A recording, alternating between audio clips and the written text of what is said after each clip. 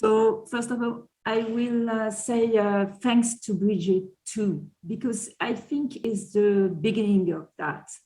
If you don't have someone that gives you the key to innovate, to organize that, to give you methods, it can't be have innovation in university. Of course, every teacher made some innovations points, but to have this center in the University of Montpellier give us recognitions, organizations, and help them. And I am sure if we made the study of how much we are organized now, we will say that a big improvements. So thanks again, Bridget. So what about the Master in Global Challenge for Sustainability? I'm here to present that because I am part of academic board of this Masters. And I tried to give you a floor. If you have questions in my presentation, don't hesitate. And I will present you that, and I present the good point because we are very proud of this success, but also all the difficulty we have because of like all the projects, not it all the time beautiful and go on without problems. So first, what is CharmEU is one of the 71st European Alliance in Erasmus Plus projects. And we organized through 5 universities. So of course, University of Montpellier, but University of Barcelona for the management of all the projects, the Trinity College of Dublin and the University of Utrecht, especially for the pedagogical aspect, and the University of ELTE for all the mobility and inclusiveness aspect. So I don't comment this graphical, it's just to say we have each share of things, and University of Montpellier is more for the future of governance of management aspect. We're building the model of our alliance with a value, and you could see here all the values are really important for us and of course for Erasmus project, and I think everybody shares this value. And the first one is transdisciplinarity. Transdisciplinarity is quite complex, and one is the big difficulty is first to be all aligned about this, the comprehensions of transdisciplinarity. And it's not so easy because, and we still have the problem with that with the pedagogical teams, because of course we are used to teach our disciplinary, but it's really difficult to put aside our disciplinary and say, what is the real problem of the society and how our disciplinary could have some prospect of that without teach our disciplinary. That is very hard and is really a problem and is very central, and it was the first step. And this takes some months to everybody good in this aspect of transdisciplinary. Other value is, of course, student-centered, student focus. So this means to are really aware of all what students says. And it's also a different step. And it's also, like Bridget said, to see you can learn from the students. And this is really a different approach we have. So it's also complicated sometimes, and sometimes because they are really critical, very judgmental sometimes, and it's hard to have a really co-construction with students. It's just not a word, and it's keep time. Intercultural, it's also really complicated. It's like inclusive is because cultural could be seen in different levels. It could be culture of your country, but it's culture of your disciplinary also sometimes, and we don't, I get an example when you ask for the student to have a synthesis. For me, is a research synthesis like experimental research, but for someone come from literature is not exactly the same point, and it needs very big description of that. We have to be transparent, like this. We have students everywhere, and we explain every time, and of course sustainable and socially responsible. I just don't comment more about that, but if you have a question, don't hesitate. And we are also very, have this principle to construct role with students, we say, but also with all the partner, all the actor in what we call knowledge square. So for innovators, for educationalists, for researchers, but also for stakeholders in societies, organisms, associations. And with that, we have to improve. We try, we have some, but we still need more participations and society and service. So how we construct the pedagogical teams, and team we call knowledge creating teams. We construct to have to share between university, different people, academics mostly, and we try to have an equilibrium in different disciplines to have each point of view. This will be, we have this first process, but the difficulty we have is because this takes really a lot of time. Between the time, we lose some people and come back other people. So it was difficult to have still this equilibrium.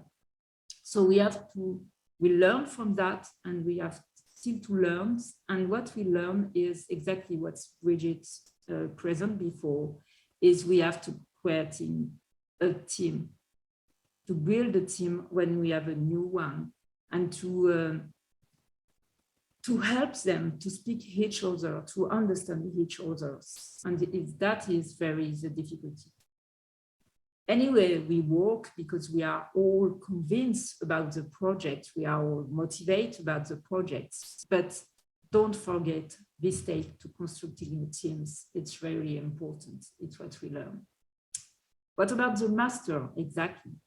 The master is first, before the constructions of the semester of the master, we speak about education principle, and it's related of what I said before to the value, student-centered, inclusive, transversal skills. So I don't come back to that.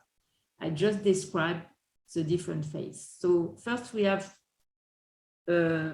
what we call the preparatory phase. It's compulsory, and we have 3 modules in the same time. That when I say in the same time, that means in the same week, we have the 3 modules. One module, it's about social innovation, and exactly about that, how to work together and how to be inclusive, and takes the account about everybody, and also how to communicate and make innovations and new things together and to construct together.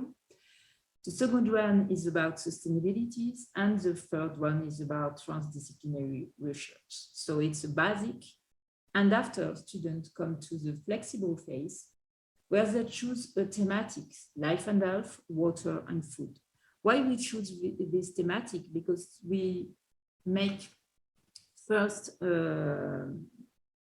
not a point of view, an overview of what each university has the research force in each university and in common with the 5 universities. So we find we have a lot of resource, human resource, I mean, in life and health, water, food, in each of the 5 universities. It's for that we decide that.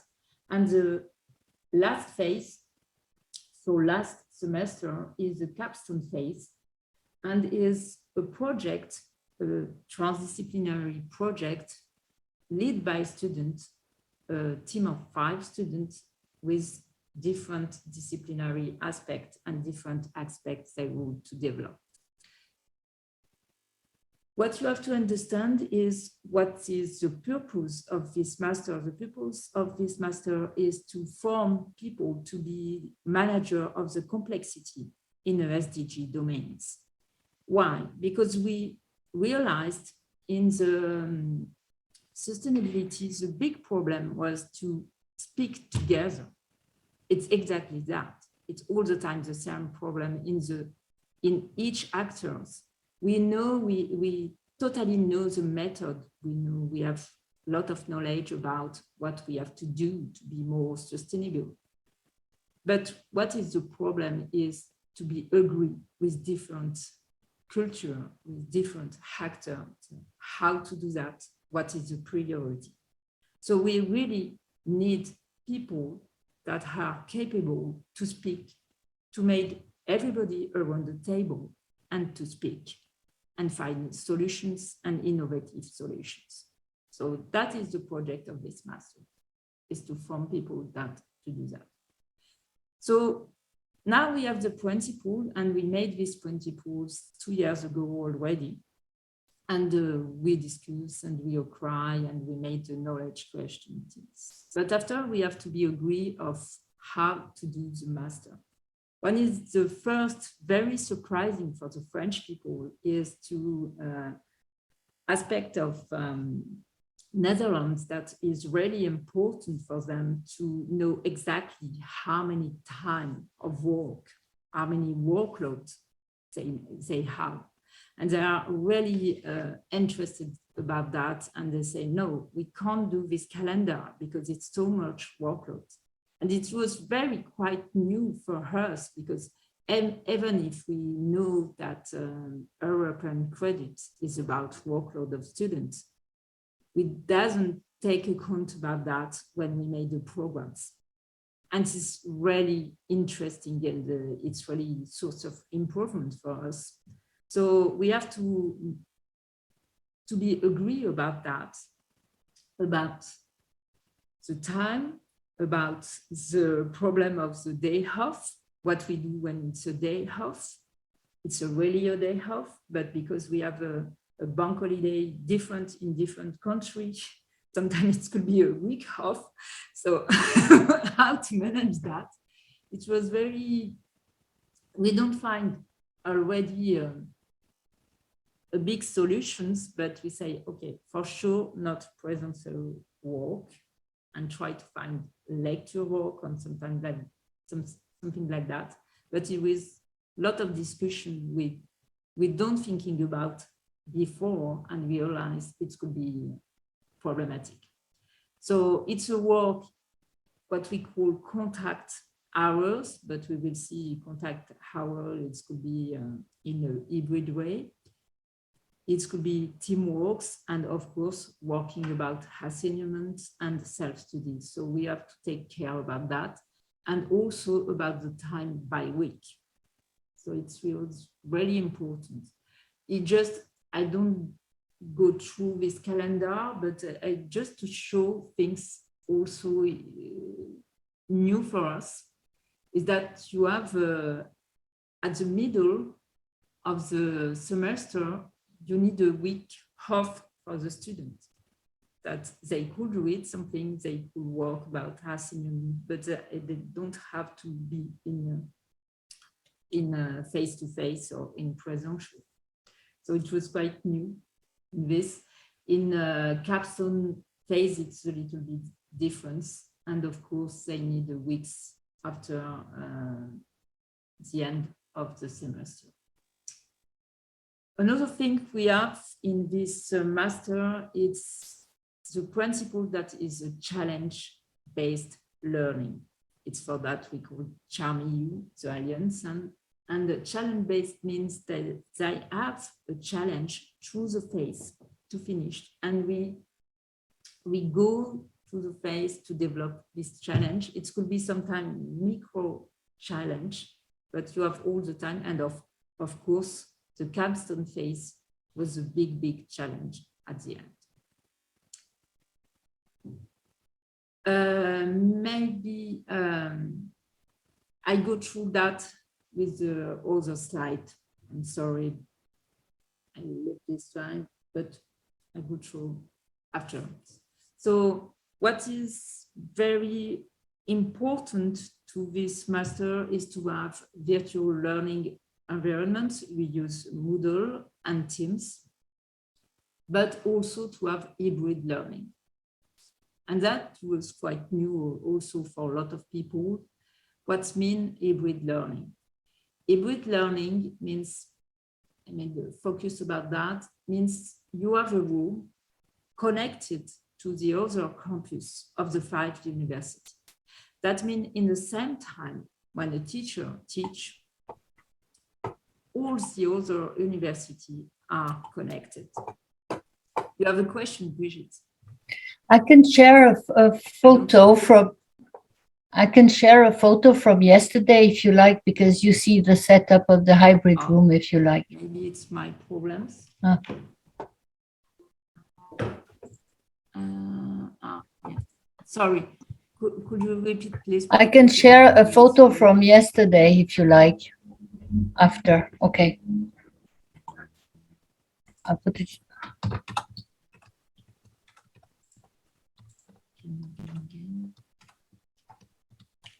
I'm really sorry.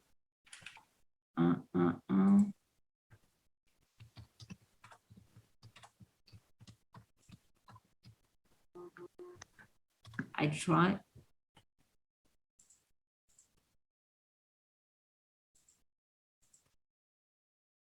Maybe sound. Okay. I'm sorry about this. Can you hear me? Yeah, now it's okay. Yeah, it's just that I have a couple of photos from the session yesterday in the room, so possibly they could see the way we work.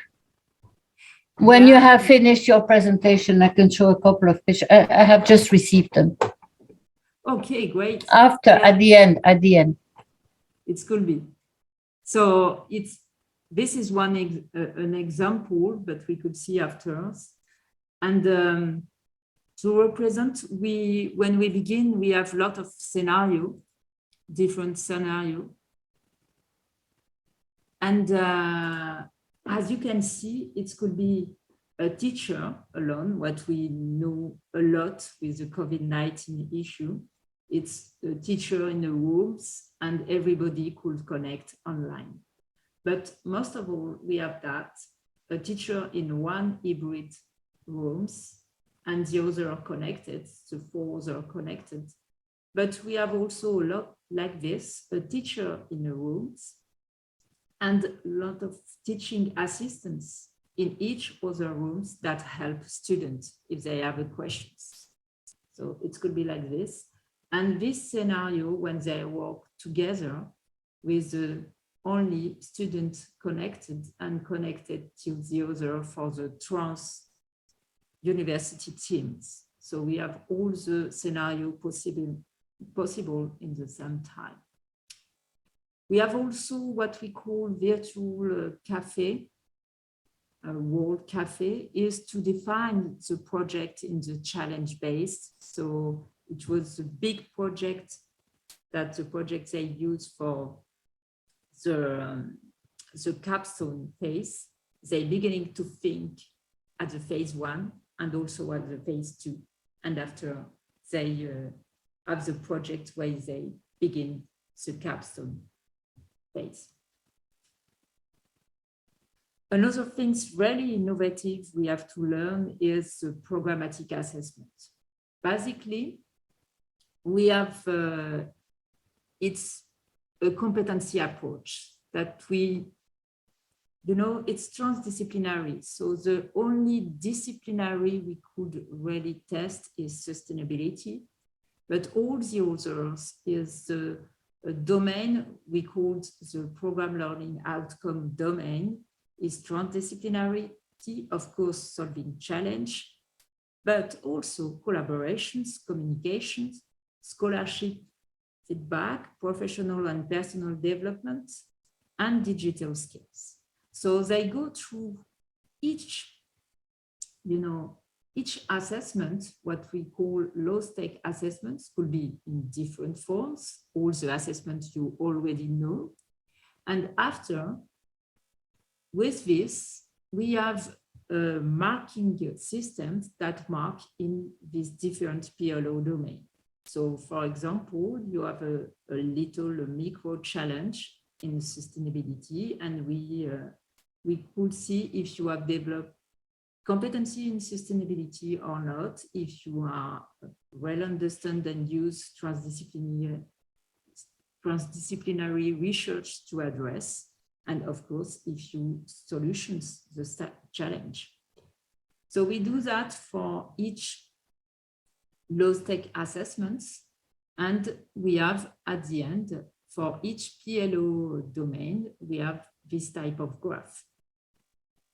And at the end, with this type of graphs, we made what we called holistic assessment, that we don't make an average of the results, but we do, okay, if at the end, we're beginning to understand what we want. So we could say, now it is at these levels. And we mark at different level with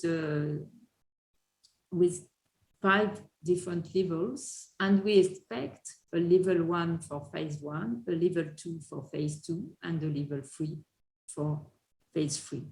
Of course, if they are up, it's great, and that made the mark more important, but we don't need more than the level expected in each phase to validate the phase.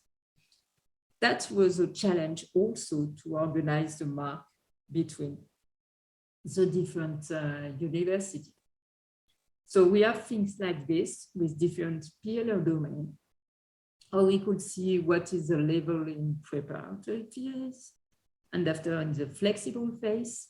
And we have also a mentor meeting. Each student had a mentor, and during the phase, he could have 3 appointments, maybe more, maybe less, to discuss with the mentor about his difficulties and try to explain why it's difficult to have in this PLO domain, what is an underperformance, and what he could do to perform better. And, it was very interesting approach. Of course, we have some difficulty with that, and we have to improve also the system, but it was already very interesting to put that. We have also an obligation of mobility, and that we will improve next year, because first we are really open, and also we have the context of the COVID-19, and we consider mobility in a virtual way also. And this made a lot of possibility, and some students thinking they could stay in the same place during all the phase and made only virtual mobility. And now for the next sessions, we choose to say, no, you have to move in each phase, and you have to decide now what country you would like to go in the first interest, exactly, because this will be very easier to organize. That is just about the grant we could have.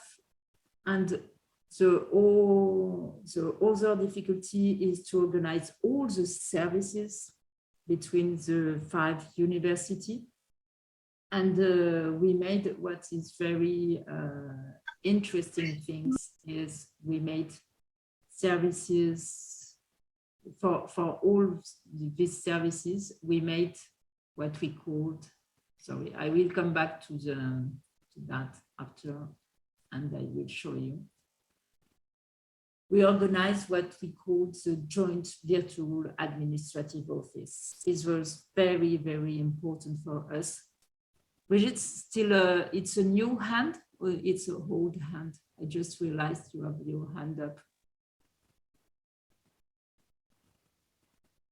It's a new hand. No. Okay, it's an old hand. Okay, great. And so we organize a joint virtual administrative office. So there are 5 coordinates and for all the administrative things, and it's very helpful, but they are all our coordination. You see services, board, mobility, education, and registration in the 5 universities. So this will be also a big problem. I will go again, up. So one of the core value is inclusivity, and I will say it would be easy to integrate in the social innovation modules. It wasn't a big problem about that. The most problem will be in the registrations, because each country doesn't have the same way to be inclusive, and it will be hard for the administration and how to integrate that. So if you have a question about that, I could answer. I will try to answer my best, but we still have problem about that. We have to be organized, of course, and to have organizations that feel the requirement of the different countries. So sometimes it's more that our country. For example, we have an academic board. Why academic board? Because we are an alliance, and in each university you have faculty or things like that, and you have a responsibility of the master. Academic board is thinking between faculties and responsible of the master. We decide of all the rules and the regulations and the quality of the programs. You have the admission board. Basically, it's quite the same of the academic board, but without the student representative. We have examination boards that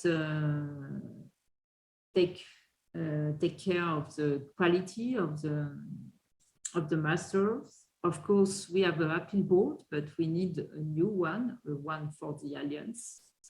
And we have the student and staff council. That is for each modules and each phase, we need also a representative. So that make also a lot of organizations. And the last slide I would present you is about admission requirements, because it's very informative of the problem we had in France, especially, is it's a master degree of 19 ACTS. It's a big problem for us in France, because master degree is 120 ACTS, because we need, after bachelor degrees, we have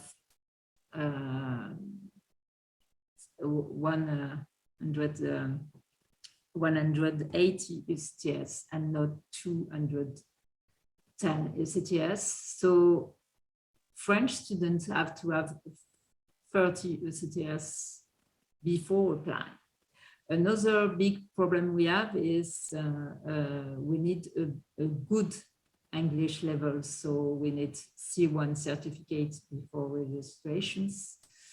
And we're still working on it, but it's still problematic. And also, like we say in the first presentations, is the registration fees. So it's a master degree with 3,000 euro for European citizens. But of course, in France is a lot of money. So for the moment, we give a grant for all the students, not French students, but students registered in public higher educations in France. So I open the floor of the questions. I'm sorry if something is unclear, don't hesitate. And thank you for this opportunity to present.